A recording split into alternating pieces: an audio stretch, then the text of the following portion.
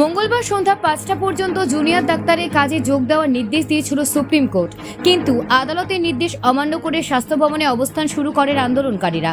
তাদের দাবি, নবান্ন থেকে সরাসরি কোনো মেল আসেনি, বরং স্বাস্থ্য সচিবের পক্ষ থেকে একটি ইমেল পেয়েছেন তারা। অভিযোগ, স্বাস্থ্য সচিবের পাঠানো এই ইমেল অপমানজনক। বৈঠকের আহ্বান থাকলেও আন্দোলনকারীরা নবান্নে যেতে অস্বীকৃতি জানিয়েছেন। আন্দোলনকারীদের বক্তব্য, স্বাস্থ্য সচিবের ইমেল শুধু স্যার শব্দ ব্যবহার করা হয়েছে, যা তারা গ্রহণযোগ্য বলে মনে করছেন না। তারা জানান, স্বাস্থ্য সচিবের পদত্যাগের দাবিতে আমরা স্বাস্থ্য ভবনে অবস্থান নিয়েছি।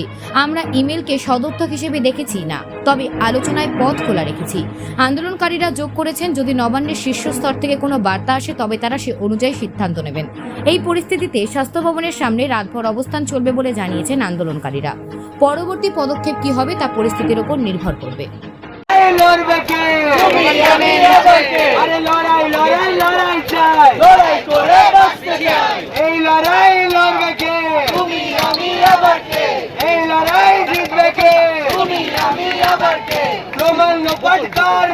স্বাস্থ্য ভবন